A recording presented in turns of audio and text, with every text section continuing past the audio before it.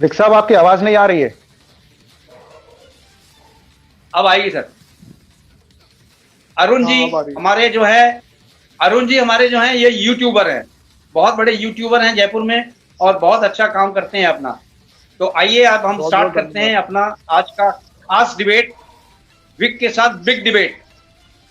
पश्चिमी ठीक सभ्यता है। से संतान संस्कृति का कूट अज्ञात हुआ है। जैसे वेस्टर्न जो कल्चर है वो इंडियन कल्चर पे हावी हो रहा है। मैं ये जानना चाहता बिल्कुल हूं सर। हमारे यूट्यूबर साहब से, पहले अरुण जी से, कि वेस्टर्न कल्चर को आप किस तरह देखते हैं जो हमारे इंडियन कल्चर पे ये हावी हो रहा है। अरुण जी। बहुत बहुत धन्यवाद सर। मैं ये कहना चाहूँगा कि अगर अपन वेस्टर्न कल्चर की बात करते हैं तो सबसे पहले हम ये देखते हैं कि वेस्टर्न कल्चर से वेस्टर्न कंट्रीज को क्या फ़ायदा हुआ है, नुकसान हुआ है। आज से 50 साल पहले वेस्टर्न कंट्रीज में जो डाइवोर्स की रेट थी वो आज बढ़ गई है। जैसे जैसे उनका कल्चर बढ़ रहा है वैसे वैसे बढ़ गई है। आज से 30 साल पहले जो उनकी जनरेशन थी उसके कंपेयर में जो आज की जनरेशन है वो डम्ब है, मतलब वो मानसिक रूप से उतनी ज़्यादा सबल नहीं है। और तीसरी बात अगर मैं करूं तो परिवार टूटने की बात है। जी तो पहले जो वेस्टर्न कल्चर्स में जैसे एक जी परिवार होता था, आजकल एक परिवार नहीं होता, एक व्यक्ति की काफी शादी हो जी जाती है एक। तो यहाँ जिस तरह जी ऐसा जी होता है कि एक पेरेंट्स के दो तीन बच्चे हैं, चार पांच बच्चे हैं, वहाँ पे दो बच्चों के चार पांच पेरेंट्स होने लगे हैं। वहाँ पे इस तरह का कल्चर है। दूसरी जी बात जी अगर अपन देखें कि उनकी प्रसन्नता जो हैप्पीनेस इंडेक्स है, मतलब वो खुश कितने हैं अपनी जिंदगी से, तो कोई भी खुश नहीं है। और वो खुशी ढूंढने के लिए गलत संसाधनों की तरफ जा रहे हैं। फॉर एग्जाम्पल ड्रिंकिंग हो गई, स्मोकिंग हो गई, और ड्रग्स भी वहाँ पे बहुत ज्यादा चलती है। तो वो इस तरह के वेस्टर्न कल्चर से क्या हो रहा है कि परिवार से तो आदमी दूर हो गया, लेकिन जिस चीज से उसको एक्चुअल खुशी मिलनी थी वो खुशी मिल नहीं पा रही। अब वो दूसरी चीजों की तरफ आवर्त होता है, उसकी वजह से उसके जीवन में और ज्यादा दुख और ज्यादा प्रॉब्लम्स होने लग गई है। जी दूसरी तरफ जी हम इंडियन कल्चर्स को लेके चले तो यहाँ पे संयुक्त परिवार की अवधारणा थी, अभी भी बहुत जगह है। और यहाँ पे कल्चर वाइज, रिलीजन वाइज हम बहुत ज्यादा सॉलिड है। उसकी वजह से क्या होता है कि इंसान को अगर मानसिक शांति की जरूरत है, मानसिक खुशी की जरूरत है, एक परिवार में बैठ के वो उसे मिलती है। उससे अपनी प्रकृति से, जमीन से, धर्म से और कल्चर से जुड़ने का मौका मिलता है, जो कि वहाँ के लोगों को नहीं मिलता। जी जी। तो इस तरह से वेस्टर्न शांतनु जी कल्चर जो आप है। कैसे देख, हाँ बोलिए बोलिए, देखिए, बोलिए आप आप बोलिए। बताइए सर, बताइए। जहाँ तक नहीं, बात, दोनों पहलुओं को देखना शांतनु पड़ेगा। जी, शांतनु हाँ जी जी। आप कैसे देखते हैं वेस्टर्न कल्चर और इंडियन कल्चर को अगर कंपेयर किया जाए तो वेस्टर्न कल्चर हमारे इंडियन कल्चर पे हावी हो रहा है। इसका कोई एक मुख्य कारण तो होगा जो हावी हो रहा है हमारे वेस्टर्न कल्चर जो है इंडियन कल्चर पे। आप किस तरह देखते देखिए हैं ऐसा, वेस्टर्न कल्चर को? जी ऐसा है कि जो पश्चिम जो है वो पश्चिम हमेशा भौतिकवाद पर रहा है। विज्ञान और आविष्कार जो है वो सारे पश्चिम की देन है। पूर्व जो है वो अध्यात्म के ऊपर है। मनुष्यता का जो विकास है तो ये पूर्व का चैप्टर है, पूर्व का अध्याय है ये। तो पूर्व और जी पश्चिम के बीच में ये अंतर है। हुआ ये कि हमने पश्चिम का अंधानुकरण हमने किया है, उसकी वजह से ये सारी मुश्किलें आ जी रही हैं।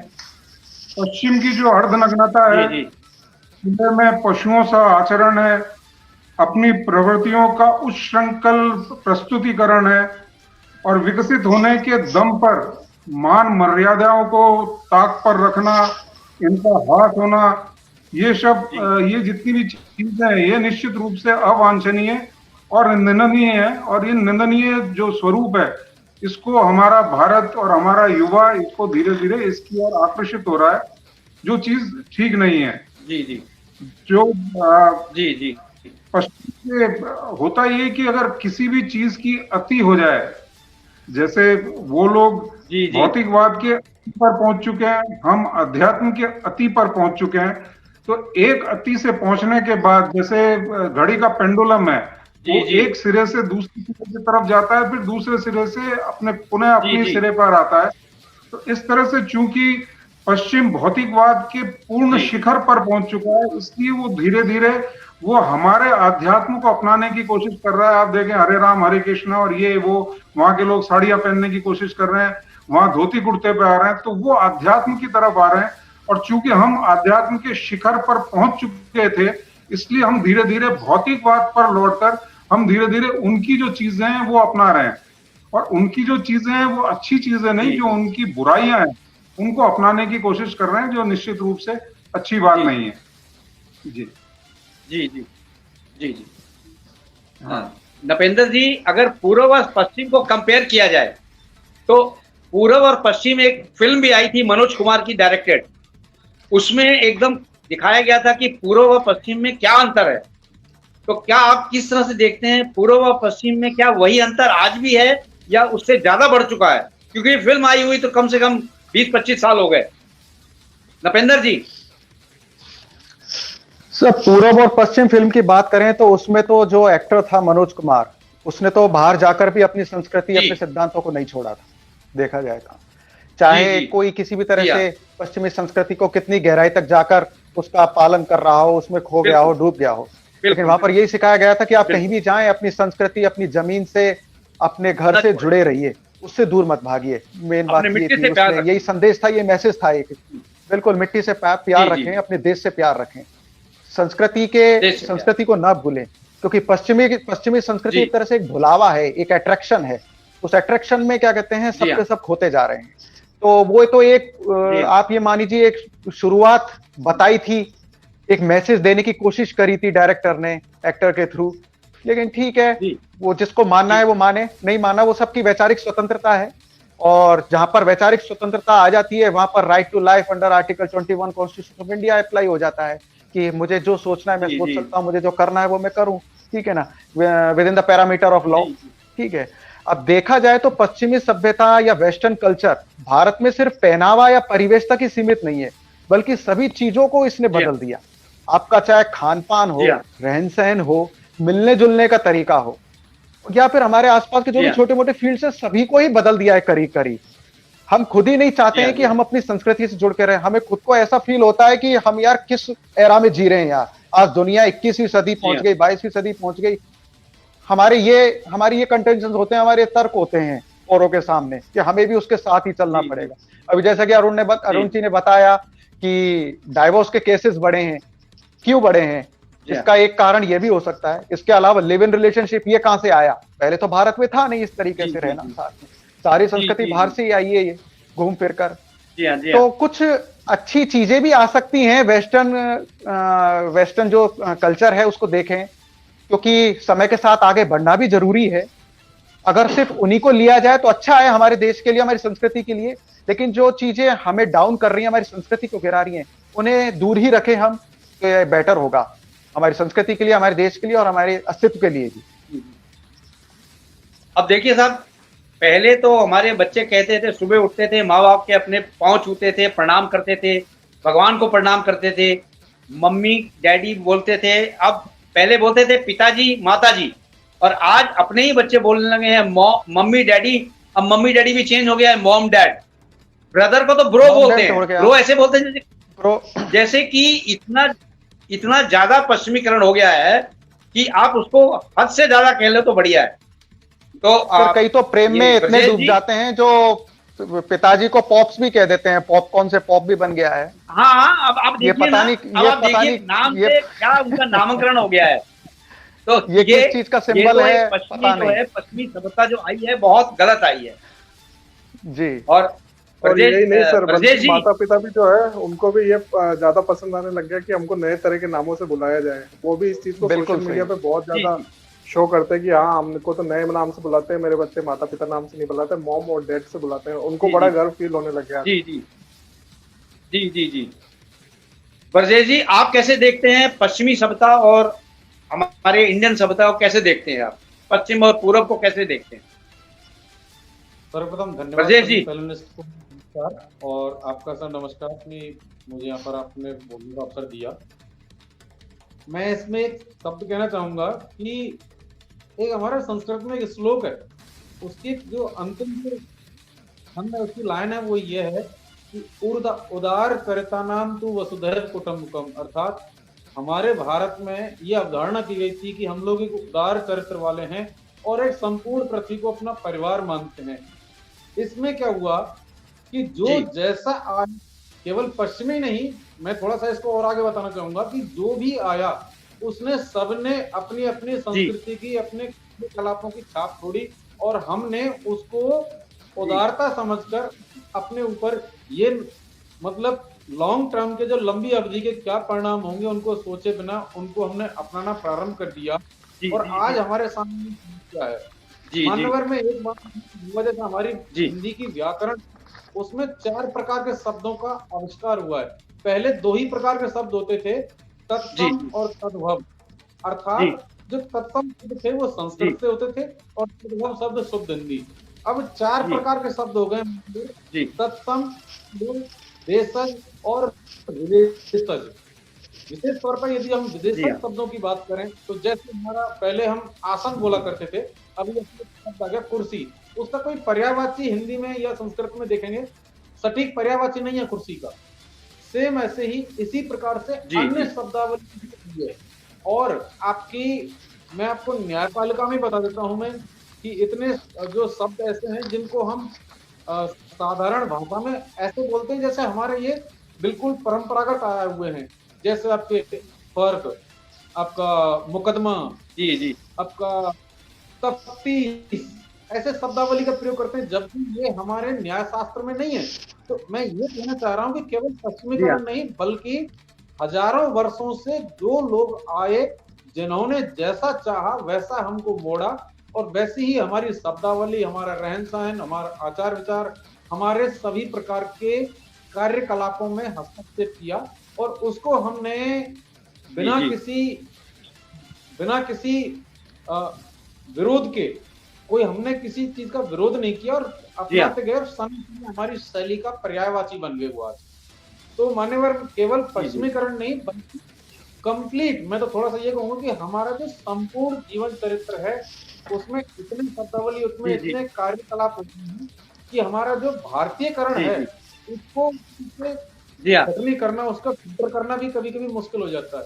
तो पश्चिमीकरण तो ये जो आया था लॉर्ड मैकाले जो थे, वहां पर हमारा जो गवर्नर जनरल हुआ करते बताते हैं 1833-34 में हुआ करते थे, उसने जो हमारी शिक्षा प्रणाली को बदला, शिक्षा प्रणाली से मान्यवर एक शताब्दी, और जब हमारा देश स्वतंत्र हुआ तो लगभग हमने इन शब्दों को प्रयोग करना और उन्हीं नियम कानूनों को प्रयोग करना हमने उचित समझा, और आज तक वही नियम कानून और वही शिक्षा पद्धति है।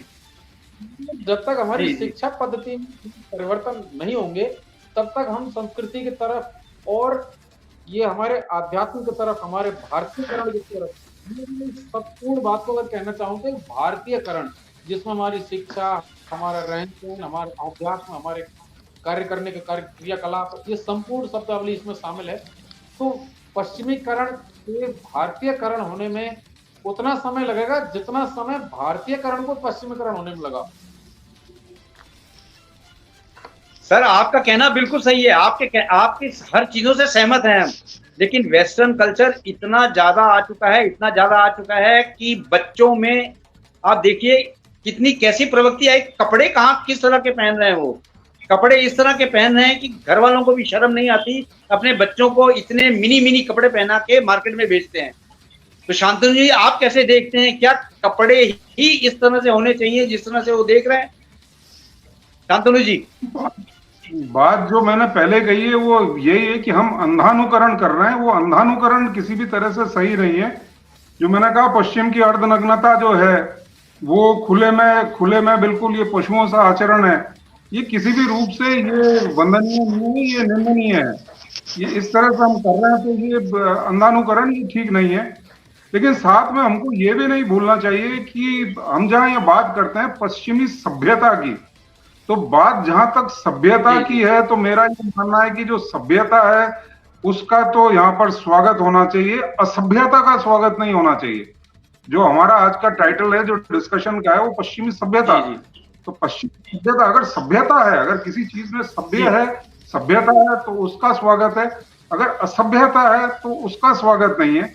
अब सभ्यता के नाम पर आप देखिए हम कितने आगे तक पहुंच चुके हैं। ये देखिए आप कि हम टेबल पर बैठते हैं, चम्मच कांटे से खाते हैं, शैम्पू का हम काम में लेते हैं, कितने लोग आजकल जमीन पर पालथी मारकर बैठकर खाते हैं, कितने लोग आजकल चूल्हे की रोटी खाते हैं, आजकल सब गैस पर, जहां पर कंफर्ट है, जहां पर आसानी है, जहां पर सहूलियत है, उसको हम अपनाने की कोशिश करते हैं। कितने लोग हैं जो वृद्धाश्रम बंद करवाकर अपने माँ बाप को अपने साथ रखने के लिए क्या हम उन्हें बाध्य कर सकते हैं? बिना तलाक लिए पत्नी छोड़ने वाले या सहेली के पति से विवाह करने वाले, क्या ये लोग हमारे बीच में नहीं है? तो इस तरह से अगर हम देखें तो हम पश्चिमी देशों की सभ्यता नहीं, वहां की असभ्यता को ले रहे हैं। और सिर्फ यही नहीं, हम ये देख रहे हैं कि हमारी सहूलियत किस में है। अब अगर बात वहां की सभ्यता की करें तो ये जो पैंट शर्ट हम पहन रहे हैं वहां की सभ्यता है। धोती कुर्ते का हमने त्याग कर दिया है, हम पैंट शर्ट पहनते हैं। पैंट शर्ट को हमने क्यों अपनाया है? क्योंकि धीरे धीरे जो जीवन शैली भारत की है, जो वो धीरे धीरे तेज और गतिमान हो रही है। तेज और गतिमान सभ्यता के अंदर आप धोती कुर्ता पहन के अगर आप ये सोचेंगे कि मैं लोकल ट्रेन में सफर करूंगा या बस की लाइन में फटाफट धक्के में देकर और वो लाइन में चढ़ के मैं बस में चढ़ जाऊंगा, वो संभव नहीं है। पैंट शर्ट का जो चला है वो ये देखते हैं कि तेज और गतिमान जो जीवन शैली है उसको हमने अपनाने की कोशिश की है। इस तरह से भारत का आज का जो कॉर्पोरेट कल्चर है, जहां पर समय की सीमा है, समय की पाबंदी है, वक्त पर आपको कार्यालय आना है, आपको त्वरित गति से कार्य करना है, ये जो वर्क कल्चर है, ये वर्क कल्चर भी पश्चिम की देन है, ये हमारे देश की देन नहीं है। तो अगर कुछ अच्छी चीजों को हम लेते हैं तो वो मेरे ख्याल से किसी भी तरह से इसमें बुराई नहीं है। अब जहां तक बात करते हैं कि ये जो अपने पब्स में जाते हैं या बार में जाते हैं, तो वहां पर क्या है कि 5-6 दिन पूरे मनोयोग से काम करते हैं और उसके बाद जो वीकेंड होता है उसमें अपने आप को तरोताजा करने के लिए ये लोग बार में या पब्स में जाते हैं। भारत में तो ये उस तरह की जो कार्यशैली है वो कार्यशैली है ही नहीं। आप अगर किसी भी कार्यालय में जाके देखेंगे तो आप ये पाएंगे कि वहां पे हमेशा ही चाय का टाइम है, वहां पे हमेशा ही गप्पे का टाइम है। तो कार्यशैली तो यहाँ है ही नहीं। अगर हम अच्छी कार्यशैली को हम अपनाते हैं तो वो 5 या 6 दिन हम पूरे मनोयोग से काम करते हैं। तो बीच में आप वीडियो नहीं बंद करें, क्योंकि वीडियो इसमें बंद अगर आप करते हैं तो फिर डिबेट से जो है बाहर जा सकते हैं। जी प्लीज कंटिन्यू। सुशील साहब आपका ऑडियो बंद। जी तो ये 5-6 दिन का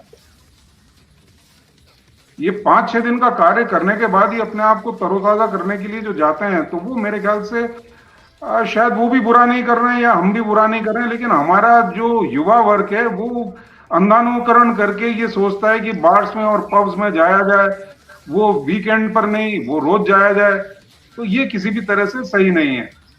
हमारे जो बच्चे हैं, हमारे बच्चों ने अब जो पश्चिमी देश है, पश्चिम देश, वहां का बच्चा अपने स्वावलंबन के लिए, अपने आत्मनिर्भर होने के लिए वो अपने माता पिता से अलग होता है। और माता पिता भी ये सोचते हैं कि ऐसा स्वावलंबन होना उनका अच्छा है। यहाँ का बच्चा उसका अंधानुकरण करते हुए, चाहे वो स्कूल कॉलेज में भी पढ़ता हो, वो अपने माता पिता को इतनी इज्जत नहीं देता। वो उनका परित्याग करने को, जैसे ही नौकरी करता है उनका परित्याग करने के लिए वो तैयार हो जाता है। तो ये भी किसी तरह से सही नहीं है। पश्चिमी देशों में जो जैसे मैंने कहा स्वावलंबन की तरफ है, यहाँ क्या होता है, माता पिता नहीं सिर्फ अपनी बढ़ी हुई उम्र तक अपने बच्चों की देखभाल करते हैं, वरना उनके बच्चों की, यानी अपने पोते पोतियों की रख रखाव और देखभाल करने के लिए अपनी पूरी जिंदगी लगा देते हैं, और अपनी जिंदगी तो वो जी ही नहीं पाते। तो इस तरह से जीना, अगर वो हम बोलते हैं कि हम पश्चिमी सभ्यता को अपना रहे हैं, तो ये पश्चिमी सभ्यता को अपनाना कहीं बुरा नहीं है, पश्चिमी असभ्यता को अपनाना बुरा है। अगर हम उसकी सभ्यता को, उसके अच्छे गुणों को लेकर अगर हम चलेंगे तो किसी भी रूप से ये बुरा नहीं है। अब आप देखें कि चंद्रयान जो हमारा पहुंचा है, ये चंद्रयान अंग्रेजी विज्ञान के हिसाब से पहुंचा है। ये हिंदी के किसी विज्ञान या जो भी वैज्ञानिक है, उन्होंने किसी हिंदी के स्तर पर रहकर उन्होंने ये पढ़ाई पूरी नहीं की है, उन्होंने अंग्रेजी की ये पढ़ाई पूरी की है। विज्ञान को उन्होंने अंग्रेजी तौर पे लिया है, और उसकी वजह से ही ये जो चंद्रयान हमारा पहुंचा है, या जो भी हम विज्ञान के क्षेत्र में दिनों दिन हम उत्तरोत्तर प्रगति कर पा रहे हैं, उसका कारण उन्हीं की सभ्यता की, इनकी देन है। अगर आज आपको वाल्व रिप्लेसमेंट करवाना पड़े, ओपन हार्ट सर्जरी करवाना पड़े, तो आप तुरंत एलोपैथी की तरफ दौड़ेंगे। वो एलोपैथी वो पश्चिमी देश की सभ्यता है। आप इस पर नहीं जाएंगे कि हमारे देश के आयुर्वेद ने क्या बोला है, वो आप उस पर नहीं जाएंगे। अगर आपके जीवन के ऊपर कोई चीज आ गई है, आप तुरंत किसी बड़े हॉस्पिटल में किसी अच्छे स्पेशलिस्ट के पास आप दौड़ेंगे, और वो सारा कुछ ये पश्चिमी सभ्यता की देन है। तो हमको ये देखना पड़ेगा कि हम सभ्यता को अपना रहे हैं या असभ्यता को अपना रहे हैं। असभ्यता को अगर आप अपना रहे हैं तो निश्चित रूप से वो निंदनीय है और उसका परहेज करना चाहिए, उसको हमारे को दुत्कारना चाहिए। लेकिन अगर ये सभ्यता है और जिसकी वजह से हम उत्तरोत्तर प्रगति कर पा रहे हैं, तो उसका हमें निश्चित रूप से स्वागत करना चाहिए।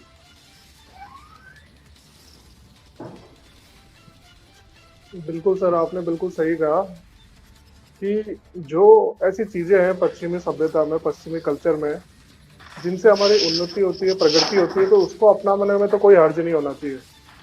लेकिन अगर ऐसी चीजें जिससे हमारी अवनति होती है, हमारे परिवार टूटते हैं, घर टूटते हैं, या हमें शारीरिक या मानसिक रूप से कोई नुकसान पहुंचता है, उस चीज से हमें दूरी जरूर बनाए रखनी चाहिए। जी जी जी बिल्कुल।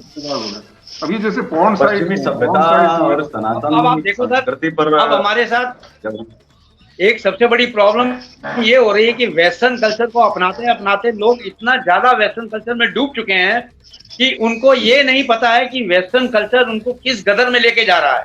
हमारे साथ केशव पंडित जी जुड़ चुके हैं। केशव पंडित जी, आपका स्वागत है। केशव पंडित जी, आपका स्वागत है। मुझे जाना है तो मैं अभी जाना चाहूंगा। केशव जी, आप ये बताएं कि हमारा पश्चिमी सभ्यता का कुछ एडवांटेज भी है क्या? देखिए, दो चीजें हैं। जैसा कि हम कल्चर इसको देखते हैं, पश्चिमी जो है वो एक सभ्यता है और सनातन जो है वो एक संस्कृति है। सभ्यता और संस्कृति पर जब आप जाएंगे, ठीक वैसे ही है जैसे एक भिखारी और भिक्षुक की व्याख्या है। जी जी, कि भिक्षुक किसे कहते हैं, भिक्षुक क्यों बनना पड़ता है, भिक्षा किसे कहते हैं और भीख किसे कहते हैं। ये दोनों में अंतर जो है स्पष्ट हो जाते हैं जब भी हम पढ़ते हैं कि भिक्षुक और भिखारी। सभ्यता जो है वो एक शरीर है, लेकिन संस्कृति जो है वो एक आत्मा है। सभ्यताएं हमेशा नष्ट हुई हैं। एक सभ्यता बनी, दूसरी आई, दूसरी बनी, तीसरी आई। ये तो ही सभ्यताओं की बात। आज हम क्यों मान लेते हैं, अगर एक सुई भी बन जाती है अमेरिका में, ब्रिटेन में, जापान में, फ्रांस में, और हम उनको वैज्ञानिक मान लेते हैं, उनसे कोई गलती भी हो जाती है उनके एक्सपेरिमेंट में, और उसके बावजूद भी हम उनको वैज्ञानिक मान लेते हैं। हमारे देश में भी तो हुआ है। मैं दावे से कहता हूं कि सन 1605 से पहले कोई भी आविष्कार हुआ ही नहीं विदेशों में। और पहली बार भारत की धरती पर कौन आया? 31 दिसंबर सन 1600 को सर टॉमस रो आया। जहांगीर का शासनकाल था और ये चोर था। चोर इसलिए भी कि 300 साल लूटा। ये तो डकैती पूरे हो गए। पहले तो चोरी करने आए थे और चोरी करते करते डकैत हो गए। एक तो ये चीज जो है आपको देखने को मिलेगी। अब आती है सबसे बड़ी बात यहाँ पर कि हम जब कहाँ ज्ञान गया था उन 5 सालों में? क्या केवल इन्होंने जो व्यापार किया वो व्यापार हमारी संस्कृति का नहीं किया? क्या हमारी किताबें लेकर के नहीं गए? क्या हमारी चीजों को सीख करके नहीं वहां बताया? 1605 से ही क्यों स्टार्ट हुए? 1300 में कर लेते, 1400 में आप आविष्कार कर लेते, 1500 में कर लेते। आपके सामने सब कुछ पड़ा था, रॉ मटेरियल तो हमारे सामने है ना। तो 1605 से पहले क्यों नहीं आप कर पाए? 1600 से ही स्टार्टिंग क्यों हो गई? वो जब संविधान दे रहे थे हमारे पास मनुस्मृति थी। मैं ये कहता हूं कि तमाम संशोधन होकर के मनुस्मृति को भी लागू किया जा सकता है। जब वो ये चीज बना रहे थे, दुनिया में किसी के पास लॉ बुक नहीं थी। जी जी, मैं हमेशा कहता हूं कि अंबेडकर ने कोई भी गीता नहीं जलाई, रामायण नहीं जलाई, उन्होंने लॉ बुक जलाई, केवल संविधान जलाया। भारत का प्राचीन संविधान, वो कोई पवित्र पुस्तक नहीं थी। भारत का जो है वो संविधान था सबसे प्राचीन। जब हम प्राचीन भारत की बात करते हैं, प्राचीनता की बात करते हैं, मेरा ये मानना है कि जो विदेश में जो चीजें हैं, हम गंदी चीजें क्यों हम अपनाएं? गंदी चीजें तो हमारे यहाँ भी बहुत सारी परंपराएं थी, बहुत सारी दास प्रथा की जो रीतियां थी, दासी प्रथा की रीतियां थी, बहुत सारी जो है गलत रीतियां और कुरीतियां थी। हम कुरीतियों का, जैसा कि शांतनु साहब कह रहे थे कि नहीं, जो गलत चीजें हैं वो गलत हैं, उनको एक्सेप्ट नहीं कर सकते हम किसी भी तरह से, उनको अपनाया नहीं जा सकता। नग्नता को हम जो है पूज नहीं सकते, हम देवी स्वरूप में उनको हम शक्ति नहीं मान सकते, वो शक्ति नहीं हो सकते। तो बात यहाँ पर यही है कि अगर आप उन चीजों को लेकर के अगर चल रहे हैं तो हमें ये देखना पड़ेगा कि हमारे पास भी ऐसी चीजें थी। लेकिन बात आविष्कार और खोज की जब आती है, आज नासा में वैज्ञानिकों की संख्या देख लीजिए, आज आप देख लीजिए कि पूरे दुनिया भर में जो है अगर संचालन कर रहे हैं वो भारतीय कर रहे हैं, जबकि हम तो जो हमसे ठग करके ले गए, लूट करके ले गए, वो अंग्रेज हमें ये बता रहे हैं कि आप जो है आपकी जीडीपी कितनी है, आपका ये कितना है, वो कितना है, आप सारा कुछ बाहर कर दीजिए, आप वापस कर दीजिए एक बार। आपके पास तो, आप तो भिखारी थे, आपके पास कुछ नहीं था, आप हमें लूट करके और हमें आप ज्ञान दे रहे हैं, हमें सिखा रहे हैं। तो हमें केवल पैसे से नहीं लूटा गया, हमारी संस्कृति लूटी गई, हमारी हर चीज वो लूटी गई। विमान शब्द का उपयोग अंग्रेजों ने नहीं किया रामायण में, बहुत साल पहले हो गया था। विमान शब्द था, बहुत सारे शब्द अंग्रेजी में तो बनाए जा रहे हैं, है ही नहीं। जी। हमारे यहाँ तो पहले से वो शब्द है, मतलब है वो चीज पहले से उपलब्ध थी। अगर वो उपलब्ध नहीं थी तो वो शब्द कहाँ से आए? बाकी आप चीजों में आप दिखा दीजिए, वही विमान शब्द दूसरी जगह क्यों नहीं मिल जाता है? हमारे पास अगर ब्रह्मास्त्र की संरचना का कहीं ना कहीं था तो हमें पहले से पता है कि ऐसी शब्दवेदी मिसाइलें हुआ करती हैं। बाकी आप अन्य पुस्तकों में दिखा दीजिए, अन्य पुस्तकों में ये भले लिखा हो कि नहीं आप पे लाइए, वो खेतियां हैं, इनसे 4 बच्चे पैदा कर लीजिए, 18 कर लीजिए, 22 कर लीजिए, ये कर लीजिए, माना आदमी की क्या इच्छा है ये इन चीजों पर। लेकिन जो दर्शन है, जीवन दर्शन है, वो वास्तविक रूप से हमारे जो है ग्रंथ वो सिखाते आ रहे हैं, उनमें चीजें दी हुई हैं। हम यहाँ आविष्कार कितने हमारे हुए, हमारा एक आविष्कार तक दर्ज नहीं होता रहा है कभी, क्योंकि हमें कभी डर ही नहीं होता था। हमारे घरों में पहले ताले नहीं हुआ करते थे। क्यों ताले नहीं होते थे? चोरियां ही नहीं होती थी, चोरी कोई जानता ही नहीं था, चोरी तो माँ बाप था। जब बाहर के लोग आने शुरू हुए तब चोरियां शुरू हुई, तो ताले शुरू हुए, चीजें शुरू हुई। तो सबसे बड़ी बात यह है कि हमारे यहाँ तो वो डर ही कभी नहीं था कि हम अपने नाम से करवा लें। जो बहुत सारी चीजें जो हमारे ऋषि बता के गए, प्लास्टिक सर्जरी की बात की जाए, शल्य चिकित्सा हमारे यहाँ सबसे पहले हुई। तो शल्य चिकित्सा से लेकर के वो तमाम चीजें, भारत में सबसे बड़ी विडंबना ये है कि यहाँ का अगर कोई लड़का है और वो यहाँ काम करना चाहता है, युवा, उसको जगह नहीं है लेकिन विदेश में उसको खरीद लेते हैं, बिकना पड़ता है उसको, मजबूरी, यहाँ कोई खरीदने वाला नहीं है, रखने वाला नहीं है। या एक टीचर को तो 70,000 दे सकते हैं, लेकिन वैज्ञानिक के लिए यहाँ लोन नहीं मिलेगा, एक वैज्ञानिक को लोन नहीं मिलेगा। घर में जैसे आप अगर लैब खोल लें और आप कहें कि हमें 5 लाख के लोन की आवश्यकता है क्योंकि हम तो आविष्कार कर रहे हैं, हम कुछ अच्छा काम करें, आपको लोन नहीं मिलेगा। हाँ, अगर आपको कुछ और काम करना है, बिजनेस करना है, उसके लिए आपको मिल जाएगा। तो हमारी सरकार भी तो हमें पढ़ाने पर नहीं तुली हुई है। अब बिजनेसमैनों के लोन माफ कर सकते हैं, लेकिन अगर कोई वैज्ञानिक 100 को अगर दे, 10-20 का डूब भी गया, तब भी हम कम से कम कुछ ना कुछ कर सकते हैं। लेकिन इस चीज में सरकार का पूरा दोष है। जो लोग हिंदू राष्ट्र की बात करते हैं वो अपने बच्चों को सुबह जो है इंग्लिश मीडियम स्कूल में छोड़ के आते हैं। दावे से कहता हूं उनमें 98% लोग हैं, 2% कहीं ना कहीं सोचते हैं, वो भी 1000-2000 में एक आध। तो लेकिन फेसबुक पर लिखेंगे हिंदू राष्ट्र बनाना है, हिंदू राष्ट्र तो बनाना है, लेकिन कल्चर उनका अपनाना है, तो फिर हिंदू राष्ट्र का करोगे क्या? जी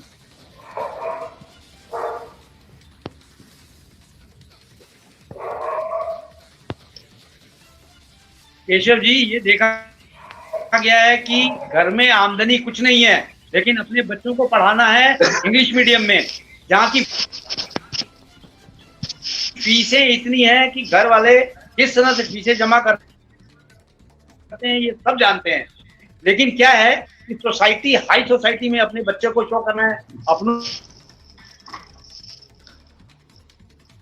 को शो करना है, इसलिए वो स्कूल में पढ़े। सर, आप देख लीजिए ना, चाइना में अंग्रेजी नहीं पढ़ाई जाती, पढ़ाई जाती है जानने और समझने के लिए, लेकिन उन्होंने बाहर की चीजों को नहीं अपनाया। रसिया नहीं अपनाता बाहर की चीजों को, लेकिन हम अंग्रेजी के पीछे पड़े हैं। जो भी आज सुपर पावर है और बहुत बड़ी महाशक्ति है, वो कभी भी अंग्रेजी के पीछे नहीं भागते, ना अंग्रेजों के पीछे भागते हैं, ना नग्नता के पीछे। अपने देश की संस्कृति को लेकर के चलती हैं, अपने देश की चीजें साझा करके चलते हैं, क्योंकि उनको मालूम है हमारी पहचान हमारे देश से है। अगर हमारी पहचान इंग्लैंड से होगी तो हमें ये लोग पूजने पड़ेंगे। शायद कट गए जी, सिनसिन बार साहब, जब तक वो नहीं आते हैं आप अपने विचार रखें, शायद जब जुड़ेंगे तो सवाल रखेंगे। नहीं सर, बिल्कुल अब तक जो भी बात सामने आई है बिल्कुल उससे सहमत होना लाजमी भी है, इसलिए है क्योंकि हम वास्तव में, जैसा कि शांतनु जी ने बताया, कि अंधानुकरण की तरफ ही बढ़ रहे हैं। अच्छी चीज को तो अडॉप्ट करेंगे नहीं, गलत चीज जो भी है उसे सबसे पहले अडॉप्ट कर लो। अब आप सरकारी शिक्षक की बात कर रहे थे, सरकारी शिक्षक को देखिए कि वो अपने बच्चे को खुद सरकारी स्कूल में हिंदी मीडियम में नहीं पढ़ाना चाहता, वो सिर्फ सरकारी स्कूल में नौकरी करना चाहता है। वो चाहेगा कि मेरा बच्चा किसी कॉन्वेंट स्कूल में पढ़े, इंग्लिश मीडियम में पढ़े, वहां की संस्कृति सीखे, वहां की सभ्यता सीखे। सरकारी स्कूल में क्या है? कुछ भी नहीं है। मुख्य बात यह है कि सबसे पहले तो मैं 10 सेकंड के लिए आपको टोकूंगा। आप ये देखो कि अंग्रेजी जो पढ़ाई आई उससे पहले क्या होता था कि हमारे जो शिक्षक हैं वो इस तरह से पढ़ाते थे कि आप भूल करके दिखाओ। लॉर्ड मैकाले की शिक्षा पद्धति आई, क्या हुआ? उन्होंने कहा कि 8 घंटे ड्यूटी आपको करनी है, 1 घंटा पढ़ाना है और ऐसे पढ़ाना है कि बच्चों को चुनौती है। आज के दौर में दावे से कहता हूं कि आप याद करके दिखाओ। शिक्षक का चैलेंज है कि पढ़ा के भी जाएगा और याद करके बच्चे दिखा दें। उनको मालूम ही नहीं है। पहले की जो पढ़ाई थी वो जिम्मेदारी से होती थी, पढ़ाया जाता था और कहा जाता था कि बच्चे को याद करा के हम मानेंगे, क्योंकि हम शिक्षक हैं, हम चाहें इनको डांट के मार के जैसे। लेकिन वो खाना पूर्ति जो पढ़ाई जो शुरू करवाई गई है लॉर्ड मैकाले की, खाना पूर्ति ही बन के रह गई है। वो कहते हैं आज के दावे से अलग से ट्यूशन लगाने की क्या जरूरत है? अलग से तो ट्यूशन होनी ही नहीं चाहिए। विशेष शिक्षा व्यवस्था क्यों? जब आप पर 1200 रुपए 1300 रुपए खर्च किए जा रहे, दुनिया के सबसे गोल्ड मेडलिस्ट आपके जो है टीचर हैं, लेकिन उसके बावजूद भी अगर बच्चों की अलग से ट्यूशन अगर लगानी पड़ रही है, स्कूल जाने के लिए तो हम फीस स्कूल जाने की भर रहे हैं, लेकिन आपको पढ़ना है, आपको परीक्षा में पास होना है, तो उसके लिए आपको अलग से ट्यूशन की व्यवस्था करनी है, अन्यथा वही टीचर फेल कर देगा। तो जो छात्र के प्रति जो गुरु की भावना है वो पूजा योग्य नहीं है, जूता योग्य है। क्योंकि कहा जाता है कि जब किताबें फुटपाथ पर और जूता मॉल में बिकने लग जाए तो लोगों को जो है ये समझ लेना चाहिए हमको कि लोगों को किताबों की जरूरत नहीं है, जूते की जरूरत है। तो आज देश अपना वैसा हो गया है कि आज लोगों को किताबों की पुस्तकों की आवश्यकता नहीं है, आज जूते की जरूरत है। 2800-3500 का जूता लोग पहन लेंगे, लेकिन 2800-3500 की पुस्तक नहीं ले आएंगे। कोई बड़ी पुस्तक, कोई ऐसी पुस्तक जिससे वो सीख सके, जरूरी नहीं धार्मिक ही हो, लेकिन कुछ ऐसा इतिहास, कुछ ऐसी चीजें, दर्शन शास्त्र, ऐसी चीजें जिससे बच्चे आत्महत्या न करें। कभी अगर संघर्ष करना पड़े तो संघर्ष करें, ऐसी चीजें उन्हें सिखाने के लिए पुस्तकें जो घर में होनी चाहिए वो नहीं आपको मिलेंगी 200 रुपए 300 रुपए की, लेकिन जूता लोग पहन रहे हैं। तो समस्या वही है कि लोग आज जूतों के लिए हैं या फिर पुस्तकों के लिए, कितना प्रेम है उनमें। आज कोई पुस्तक प्रेमी नहीं मिल रहा, पुस्तकें धीरे धीरे खत्म हो रही हैं, पुस्तकें खत्म हो रही हैं। बहुत खतरनाक है ये चीज, बहुत ही डेंजर है। आप अंग्रेजी में देखो, हम अंग्रेजी में, हिंदी में चाचा को चाचा बोलते हैं, मामा को मामा बोलते हैं, मौसा को मौसा बोलते हैं, फूफा को फूफा जी बोलते हैं। अंग्रेजी में क्या है? अंकल। बोले कौन है ये? अंकल जी हमारे। अब आप परिचय कैसे देंगे, कैसे बताएंगे कि आपको कितना लंबा परिचय देना पड़ेगा? अब आंटी में सारे आंटी आ गए, तो आपके पास कोई, हमारा भाव जो है वो इसलिए खत्म होता जा रहा है कि उन शब्दों, वो शब्द ही मरे हुए हैं, वो पहले से ही डेड हैं।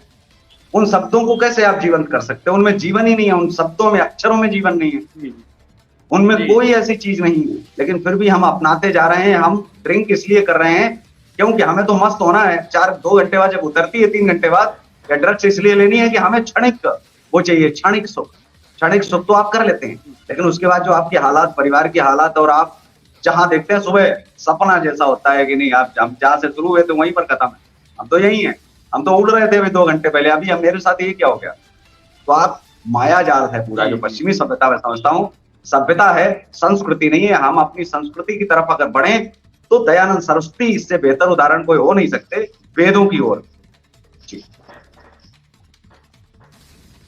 शांतनु जी, आप कैसे देखते हैं कि वेस्टर्न कल्चर में नग्नता बहुत ज्यादा है? नग्नता इतनी ज्यादा आ चुकी है कि वेस्टर्न कल्चर जो है एकदम से खराब की तरफ जा रहा है, और इतना ज्यादा, मतलब आप देख लीजिए कि खराब हुआ है कि पूछो मत। तो आप बताएं शांतनु जी, कैसे देखते हैं वेस्टर्न कल्चर में नग्नता बहुत ज्यादा है, न्यूडिसिटी बहुत ज्यादा है, छोटे कपड़े से लेके एकदम छोटे से छोटा कपड़ा होता जा रहा है बच्चों का। बताइए जी नपेंद्र जी, अरे वो शांतनु जी।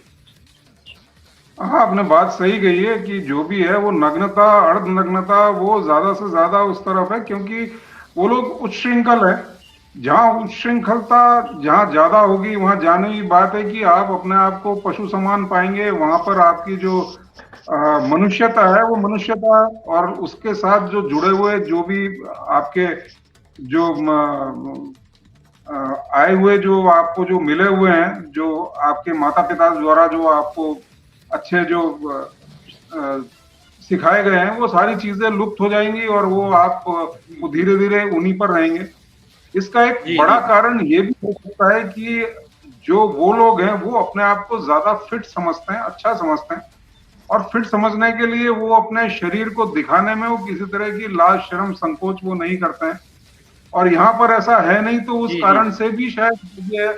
और आप देखेंगे युवा वर्ग जो फिट है, जो वैसा है, वो शालीनता की तरफ कम रहकर वो धीरे धीरे ये नग्नता और अर्ध नग्नता की तरफ चल रहा है।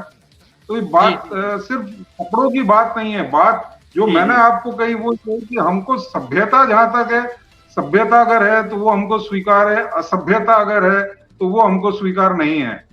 तो सभ्यता जो चीज है वो सभ्यता हमको स्वीकार करनी ही पड़ेगी। जैसे वर्क कल्चर है, वर्क कल्चर बहुत ही अच्छा है। अगर ये नासा की बात, जैसे अभी केशव जी ने बताया कि नासा की जहां तक बात है, तो नासा में लोग या पश्चिमी देशों में लोग इसलिए जाना चाहते हैं क्योंकि वहां के वर्क कल्चर के लिए, वहां के आपने अच्छा काम किया तो वहां पर आपको तरक्की मिलेगी, आपको पता है कि आपको कितने घंटे काम करना है, कितनी लगन से काम करना है।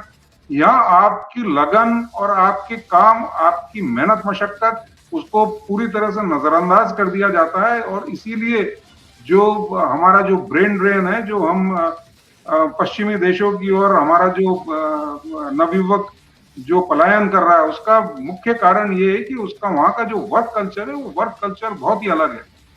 अब बात जहां तक ये आती है कि यहाँ शराब, गांजा, भांग ये सेवन, तो ठीक है, यहाँ गांजा भांग आदि का सेवन, तो मैं तो ये बोलता हूँ कि यहाँ के तो साधु संत जितने हैं वो तो आप किसी भी पुण्य स्थान पर, पवित्र स्थान पर चले जाएं, आप देखेंगे कि साधु संत जितने भी हैं वो गांजा भांग का सेवन करके वो मदमस्त पड़े हुए हैं। तो इस हिसाब से अगर पश्चिमी देश में अगर किया है तो वो ज्यादातर जो है वो हिप्पी परंपरा जो रही है, वो हिप्पी परंपरा जो है, उन लोगों ने ये मारिजुआना, गांजा, भांग, कोकेन इनका सेवन किया है और धीरे धीरे वो जो है वो युवकों में आया है। तो इस तरह से तो भारत में भी है, भारत में भी यहाँ पर जो साधु संत हैं वो लोग, उन्होंने गांजा भांग का सेवन किया है। अब अगर ये बोलें कि गांजा भांग का शिव ने सेवन किया और हम भी सेवन कर रहे हैं, वो भी एक हिसाब से गलत है। तो जहां जो गलतियां हैं उनको हम माने, चाहे वो पश्चिमी सभ्यता की हो, चाहे वो भारतीय सभ्यता की हो, वहां का नग्न वो हमको मंजूर नहीं होना चाहिए। तो वहां की जो कुरीतियां हैं, जो बुराइयां हैं, वो हम उसको मंजूर नहीं करें। वहां की जो अच्छी चीजें हैं वहां हम उसको जरूर हम उसको आत्मसात करें।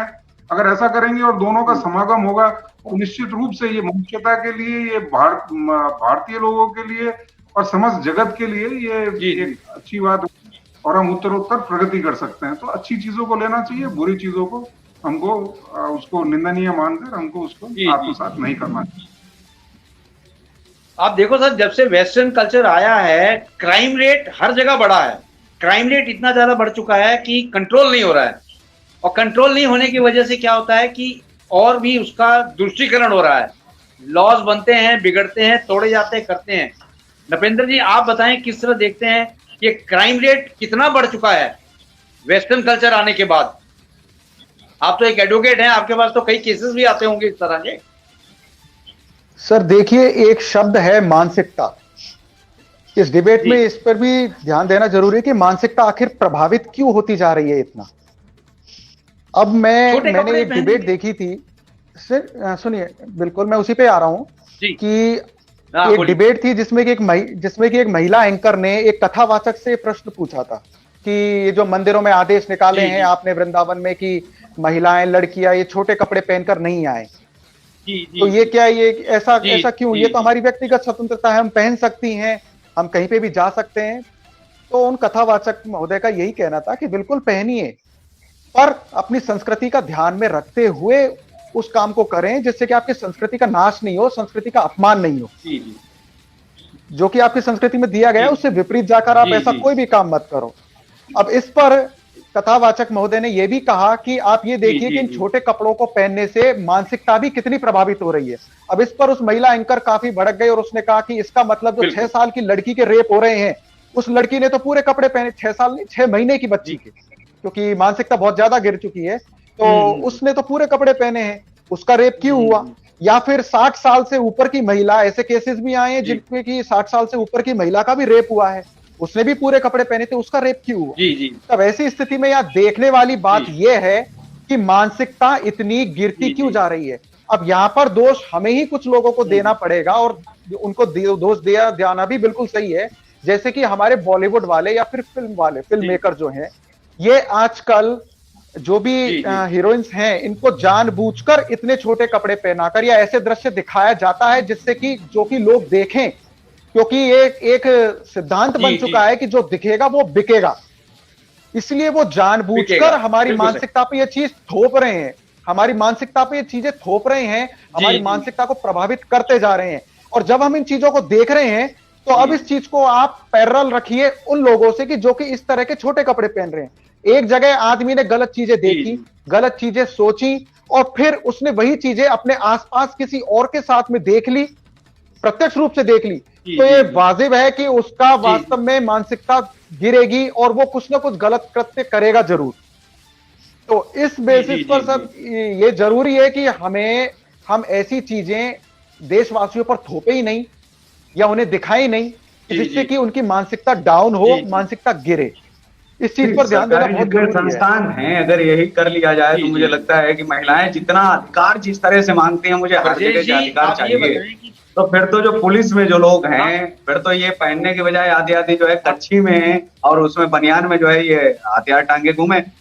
फिर तो मुझे लगता है कि जो जज तक बनते हैं, फिर ड्रेस कोड किस चीज के लिए? क्यों भाई, आपको मंदिर में जाना है तो कपड़े नहीं पहनने हैं, वही वाली चीज हो गई।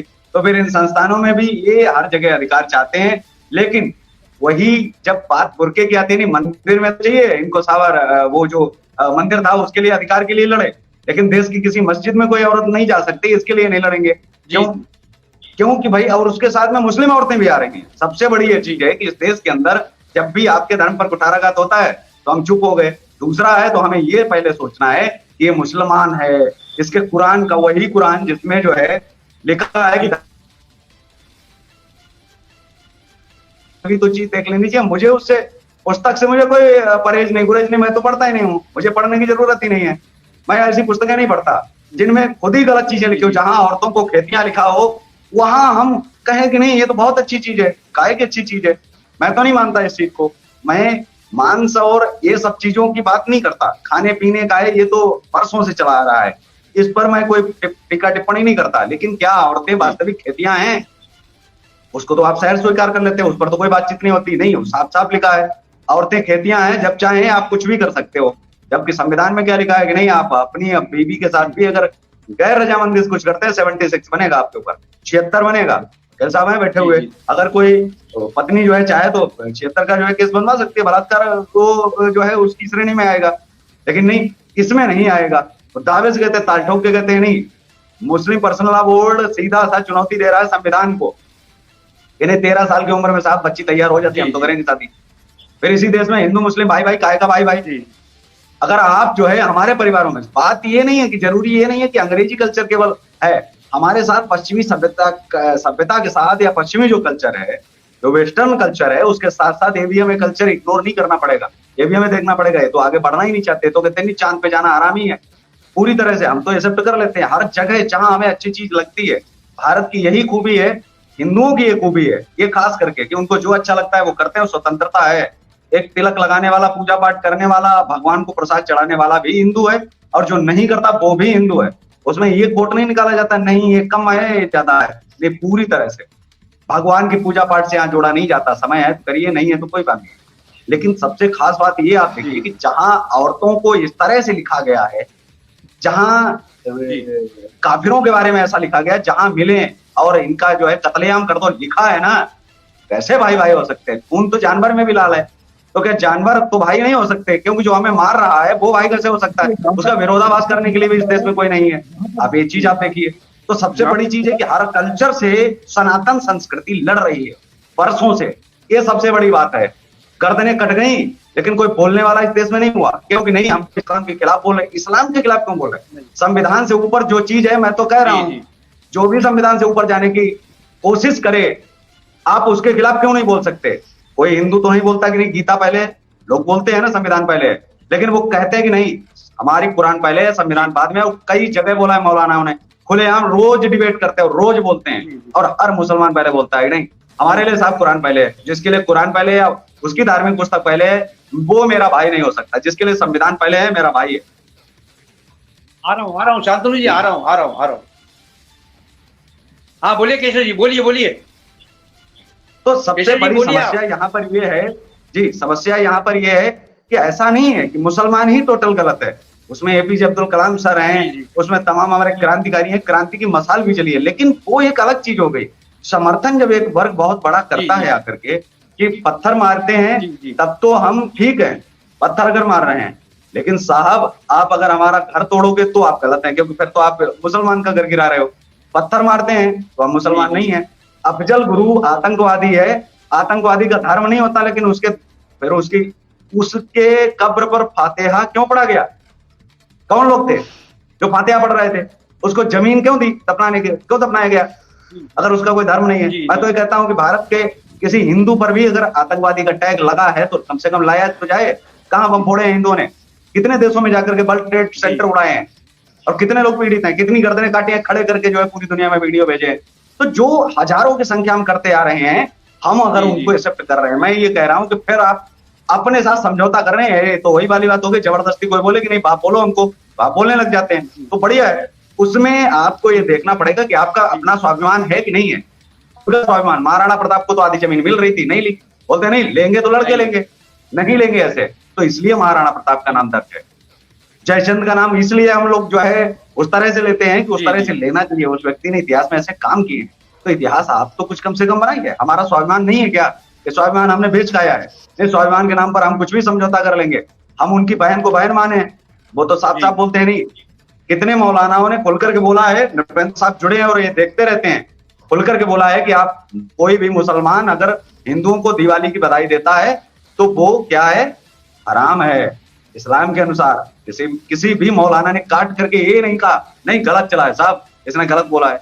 उन्होंने कहा हराम है, वो भले बधाई दें, आप नहीं दे सकते उनको, गलत चीज है ये, आप उनके साथ बैठ नहीं सकते हो। ऐसी चीजें अगर फैल रही है उसका विरोधाभास 1% लोग नहीं करते हैं, तो क्या चीजें हैं ये? मतलब जहां बात उसकी आती है तब तो संविधान है, घर तोड़े जाते हैं, नहीं संविधान तो मानते नहीं। अरे आप भी तो संविधान मानो ना। तो समस्या ये है कि ये कल्चर नहीं, हमारे पीछे हजारों कल्चर ऐसे हैं। केवल क्रिश्चियन को अगर हम देखें तो भी गलत बात है। कम से कम क्रिश्चियन जो है वो उस कल्चर में गर्दनें तो नहीं कटती हैं। मैं कहता हूं कि नंगे ही हो रहे हैं, नंगे पुंगे हो रहे हैं, बात ही खत्म हो गई, गर्दनें नहीं कटती हैं। खतरनाक जो कल्चर है जिनसे गर्दनें कटने का डर है, आप उनके खिलाफ बोल नहीं सकते हो। और वो राष्ट्र को ऐसी कम तैसी राष्ट्र की भारत माता की जय नहीं बोलेंगे, ये नहीं करेंगे। अरे भारत माता नारा नहीं सकती है। जब एक वीर जवान चलता है ना सरहद पे और जब नारा लगाता है तो उसमें जोश भर जाता है। 36 गोलियां खाने के बाद जो तिरंगा गाड़ने की जो हिम्मत रखे और ऐसे में भी जो भारत माता की जय बोले, तो ऐसे वीरों को प्रणाम और नमन हम इसलिए करते हैं। इसलिए नहीं भारत माता का नारा उन्होंने लगाया। बहुत सारे नहीं भी मानते हैं जो यहाँ बैठ करके ये चीज कह रहे हैं। जी हमारे ओवैसी साहब बोलते नहीं चाकू रख दो भैया, चाकू किसी ने रखा हो तो आप बताओ, चाकू तो रखा नहीं गया।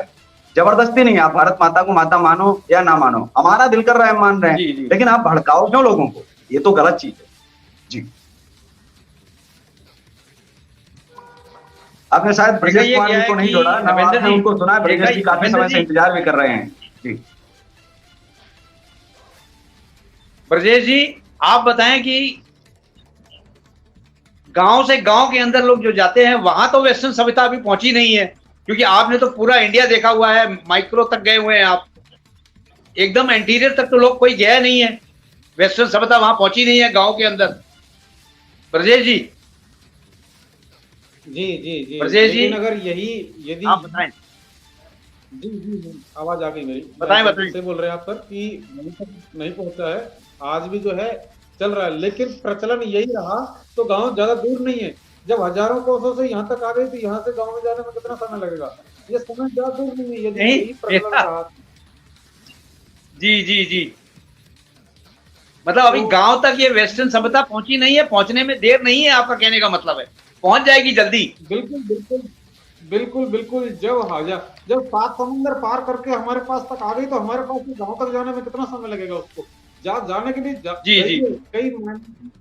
कई प्रकार से ये जा भी चुकी है, परंतु यस हाँ अभी तक थोड़ी अस्मिता है वहां पर बची हुई है। वो भी यदि हम इसी अनुकरण करते रहे तो वो जो 80% 70% जो हमारी जनसंख्या है उसमें भी ये प्रदूषण स्टार्ट हो जाएगा। हाँ यह है कि जैसा कि बताए मानव, इसके लिए एक परिवर्तन की जो आवश्यकता होती है सबसे बड़ा परिवर्तन है कि जो हमारी शिक्षा पद्धति है, जिसमें हमें ये सिखाया जाए, हम जो हमारे महाराणा प्रताप थे, हमारे अकबर जी थे, इनका, हमारे मीराबाई थी, पाठ्य पुस्तकों में आए, हमारे जो वेद हैं उनका हमारी पाठ्य पुस्तकों में उनका उल्लेख रहे और वो क्लासेस में वो चल, तो वहां से हमारी चीजें पनपती हैं, हमारे चरित्र का हिस्सा बनती हैं।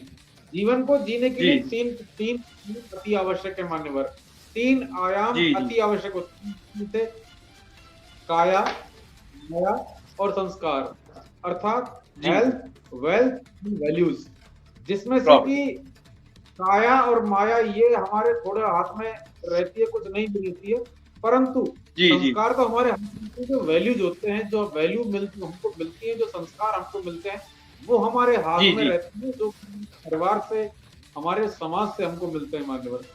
अब यदि जब हमको प्रदूषित श्रेणी में मिलते हैं, एक पॉल्यूटेड फॉर्म में मिलते हैं, प्रदूषित रूप में मिलते हैं, तो सीधी सी बात है कि हम भी उनमें से कहीं ना कहीं उलझ जाते हैं। जैसा कि पिछली बार हमारी बातें हुई थी, जो है यूट्यूब पे देखना तो कुछ और चाहते हैं, लेकिन गलती से आ कुछ और जाता है। जब आ जाता है तो वो ऐसा लगता है कि हमारे लिए वो चीज आकर्षक है, और जहां आकर्षण होता है उसकी हमारा रुझान बहुत जल्दी हो जाता है, हमारा भी, हमारे बच्चों का भी। तो यही बातें हैं कि जो वेस्टर्न कल्चर में, जैसा कि शांतनु जी ने बताया, केशव जी ने बताया, कि वेस्टर्न कल्चर में अच्छी चीजें हैं, जहां हमारा, देखो हमारा जो मन है, वही मन को अपना सूप ले बना है, और सार को ले ग्रहण थोथा दे उड़ाए। तो जो गलत चीजें हैं उसको हम अलग रखें, तो सार टाइम हमारे पास इतना ही था। ब्रजेश जी 1 मिनट टाइम इतना ही था, लेकिन हम चाहेंगे नपेंद्र जी चलते चलते आप इस पे एक कोई टिक्का टिप्पणी करें कि वेस्टर्न यूनियन को अपनाना चाहिए कि नहीं अपनाना चाहिए। मेरे ख्याल से तो अपनाना चाहिए, आपकी क्या राय है व्यक्तिगत? सर अपनाइए, लेकिन एक हद तक अपनाइए जी। जो नहीं, कि हम अपने आपके बच्चों लिए को इंग्लिश मीडियम में पढ़ाएंगे, हमारे बच्चे इंग्लिश मीडियम में पढ़ेंगे, तभी ये संसार में जाके खड़े होके कहीं बोल सकते हैं। मैं इसके लिए बोल रहा हूँ कि मेरा बच्चा किसी से पीछे ना रहे। नहीं, ऐसा कहना तो बिल्कुल गलत है और न्यायोचित भी नहीं है कि यदि मैं अपने बच्चे को किसी कॉन्वेंट स्कूल में पढ़ाता हूँ, इंग्लिश मीडियम स्कूल में पढ़ाता हूँ, या जहां पर पश्चिम सभ्यता बहुत ज्यादा बताई जा रही है, वहां पढ़ाता हूं, तो ऐसी स्थिति में मेरे बच्चे का विकास होगा नहीं। कोई से भी स्कूल ले लीजिए, इंग्लिश मीडियम जितने भी हैं, कॉन्वेंट स्कूल को आप ज्यादा, कोई स्कूल ले लो आप, कोई भी इंग्लिश मीडियम का तो बिल्कुल, तो वहां पे पढ़ाऊंगा और मेरा बच्चा इंग्लिश बोलेगा और तभी संस्कारवान बनेगा, ऐसा तो हो नहीं सकता। ऐसा तो कोई आम आदमी होगा वो भी मना कर देगा कि ऐसा कुछ। संस्कार तो हमें खुद ही देने हैं, हमारी संस्कृति से जुड़ी जो बातें हैं वो हमें खुद ही सिखानी है अपने बच्चों को। बाहर से जो चीजें आ रही हैं, जिन चीजों से हमारी मानसिकता प्रभावित हो रही है, उन्हें तो बिल्कुल हमें दूर ही रखना होगा, 100% दूर रखना होगा। अब ये बात अलग है कि कोई लड़की कहती है कि मेरी इच्छा है, मैं तो मेरे हिसाब से कपड़े पहनती हूँ, ठीक है आप पहनिए, कोई बात नहीं है, आपकी इच्छा है, और अब हम इसमें कुछ आक्षेप लगा भी नहीं सकते, आपत्ति कर भी नहीं सकते, क्योंकि ये आपकी व्यक्तिगत स्वतंत्रता हो गई। संविधान में इसका दे दिया, आप चले जाओगे, आप कह दोगे नहीं, बिल्कुल मैं उसी पे ही आ रहा हूं, लेकिन हम कम से कम इस बात पर तो रोक लगा ही सकते हैं कि जो कि इस भद्दी सभ्यता को अलग ही तरीके से हमें परोस रहे हैं, एक स्पॉन्सर्ड तरीके से, जिससे कि बेनिफिट तो उनको हो रहा है, पैसा वो कमा रहे हैं, पर मानसिकता हो रही है हमारी खराब। फिर घूम फिर कर बात वहीं आती है, जब हमारी मानसिकता इतनी ज्यादा प्रभावित होगी तो हम कौन साइड्स की तरफ जाएंगे, जैसा कि हमने पिछले डिबेट पे चर्चा की। बिल्कुल सही। इसके अलावा फिर और चीजें आएंगी, लोग शादी करने की बजाय लिव इन की तरफ जाएंगे, ठीक है। इसके अलावा क्या कहते हैं, कई चीजें हैं जो कि कई कुरीतियां हैं, मानसिकताएं हैं जो कि हमारी बिगाड़ेंगी ये कुरीतियां हमारी मानसिकताओं। तो एक लिमिटेड एक्सटेंट तक ही हमें इन्हें अपनाना है, बाकी लोग खुद समझदार हैं कि वो क्या कर रहे हैं और उनके क्या करने से पब्लिक की मानसिकता पर क्या प्रभाव पड़ रहा है, वो खुद भी समझदार है। यदि कोई कैसे कपड़े पहन रहा है तो उसे पता है कि यदि आज वो अपने शरीर का प्रदर्शन कर रहा है या कर रही है तो और लोग उसे किस एंगल से देखेंगे, किस तरह से सोचेंगे, उसे यह भी पता है। लेकिन ठीक है, एक आदमी की भी ये जिम्मेदारी है कि उसे अपनी मानसिकता को कंट्रोल में रखना चाहिए। बिल्कुल जी। तो साहब समय हमारे पास इतना ही था। आप सब मेहमानों का जुड़ने के लिए हमारे साथ धन्यवाद। जय हिंद। नमस्कार नमस्कार। जय हिंद जय हिंद। बहुत बहुत धन्यवाद आप सब मेहमानों का जुड़ने का।